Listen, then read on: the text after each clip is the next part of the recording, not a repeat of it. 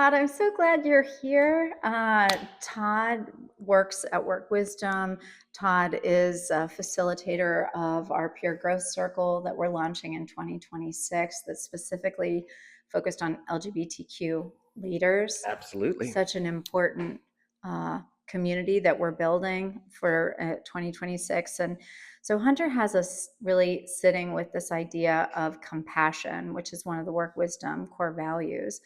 And he's asking us some questions about when have we had compassion for people that we've disagreed with, which is a hot topic right now. And specifically, this idea around how do we hold our values, which might be different than someone else's values, but we make space for this other person so that they can hold their values, even though maybe they're different than ours. Do you have any tips or tricks or habits or hacks on how you can do this, or maybe even when you've done it?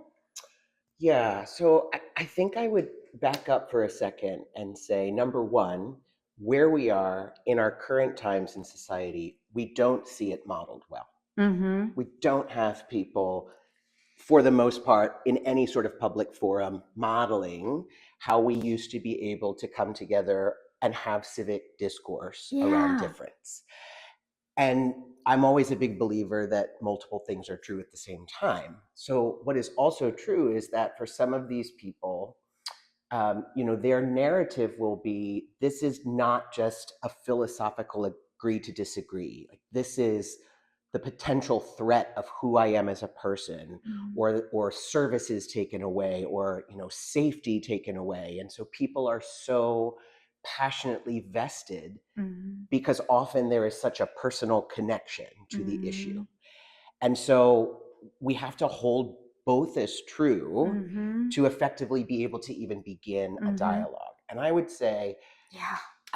I mean, I have to be in space almost daily Okay. where I will recognize we need to still work together, Mm-hmm. even though we may have ideological differences for days. Yeah. And if and when moments of those sort of areas of friction come up, I've tried even myself to sort of sit back, do a little bit of deep breathing, and then say, I know we don't agree on this issue.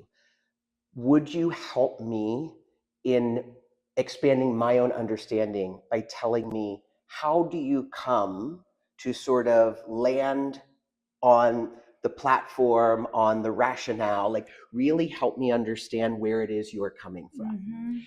And often if someone is willing in those moments, even in times where it might create some vulnerability, right? Or again, some like, uh-oh, is this going to become friction? Is this going to become, some level of excitement here? But in those moments, it often helps people understand, or at least me understand, where someone's lived experience has come from, how they have seen the world.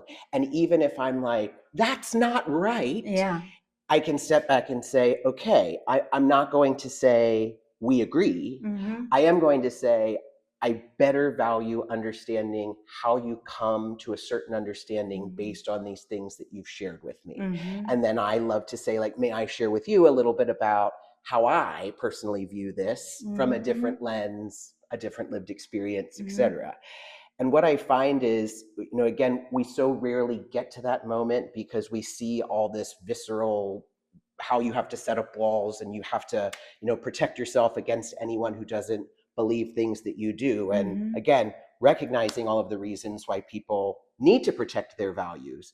I think at the same time, there will never be a space in society, in community, in a corporate setting where you will 100% guarantee linear alignment to values. And so how can you be equipped in those moments to say, okay, our value propositions may be a little different here. I can respect where you come from. Can you respect where I come from? And we can perhaps continue these conversations and grow from one another's understandings. I wonder if you have so much success because you start with the premise of you have your truth, I have my truth, they're informed by our lived experience, uh, and a million other things. And I respect your truth and I respect my truth, but can we sort of coexist? You're not trying to it sounds to me like you're not coming at this, I have to convince you that my truth is the truth. And I think that's so important. Like if you leave that sort of goal, if you check that goal at the door, Mm-hmm. right? This is not a debate. Mm-hmm. This is conversation. Mm-hmm. This is not where I'm in the back of my mind actually not actively listening because I'm already formulating the Mm-hmm. gotcha argument that's Mm-hmm. going to, do Yeah. something to win. Demoralize you. Right, right. Yeah. And to truly sort of step back and say, I know I'm passionate about this, but do I care enough to invest in my own learning Mm-hmm. to understand how those unlike me are coming at an issue in a different way than I am. Mm-hmm. And so if you go into that not saying, I am ready, right, to Mm-hmm. either fight or win, Mm-hmm. and say, I have my thoughts, you have your thoughts, there will be no winner. Mm-hmm. There will just be a conversation. Mm-hmm. We might actually be able to have some of these conversations that have just so far not Yeah. gone very well. Yeah. I've been really interested in, well, actually, some comedians who've been saying some things about, have we, as insufferable liberals, sort of annoyed the other side into uh, the sort of dichotomous place that we're, no, they're comedians and, so, but I have been thinking a little bit about, is there a space where we can step over some, uh, some language that's not exactly what language we would prefer, or where we don't have to necessarily correct a person, where we can overlook some things in the spirit of connection. I don't have an answer for this, but I have been wondering, maybe we don't always have to call someone in or call someone out, or I don't know. What are your thoughts on that? Is that compassionate to step over some behavior? I wonder again if there is balance there about how in the moment there Mm-hmm. is compassion that is provided, and yet there is a space later for education to continue. Yeah. So I do think I often measure the test of intent versus impact. Yeah. So, for those of us who are educators, trainers, facilitators, we want people speaking, right? We want them, giving us feedback. We want unanswered questions. And I think depending on what the topic is, there are certain topics where people, again, are there panicked, wanting to ask a question and saying, I don't want to say it because what if I don't have every right piece of, Yeah. the best language, and what if I say something and I'm, essentially called out Yeah. for not being, thoughtful enough in the way Mm-hmm. I said it. And what I always say is, if that is stifling your ability of growth, right? Mm-hmm. I'd rather, you be brave in that moment to say, this what's at least in my head. Yeah. Is the intent I really want to learn? Mm-hmm. It still may be that the impact is a little bit like, uh, right? Yeah. And in that moment, can you redirect and say, like, thank you for your question. I'm going to suggest, right? Like, I think what you're saying is, Mm-hmm. and then do a follow up with that person later to Mm-hmm. say, just wanting to let you know one on one, Mm-hmm. my kind of reaction to that is a little bit here because Mm-hmm. of, Mm-hmm. without some sort of like public admonishment. Yeah. And again, you don't want to necessarily like lose that moment of education for everyone, Mm-hmm. but we need to get to a place where we're again willing to have the dialogue. Mm-hmm. We still need to hold ourselves and each other accountable, Mm-hmm. if we make a misstep, but I Mm-hmm. think it can be done and learned and received and given all in a compassionate way. Yeah, I think that's so true. And I think that's where we have progress, is where we, with loving kindness, help each other see and grow, and also connect. And Sarah earlier was talking about the importance of this person might be on the other side of the political fence from me, but we both like Cavachons. We both like the same kind of dog. And so let's talk about our dogs a lot, until we really can like each other well enough that maybe we can broach some other subjects. So what does it look like to spend some time in just sort of common ground?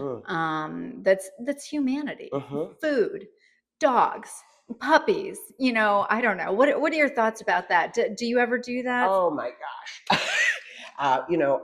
I have a chance in a lot of settings to work with, two or more sides of the aisle on political ideologies. And so I think what you're describing is often the practice that we try to utilize to say, I would even go a step further to say, even in the hotbed contested issues, I bet there is something we can still find common ground on, that we can still find a collective appreciation for. And then maybe it starts to go ideologically differently about approach or mindset or et cetera. But more often than not, again, if you are able to disarm someone from the idea of this is going to be a fight and more allow it to be a conversation. And when you can find those moments, and that's what I love in a room, to just let people sort of speak and then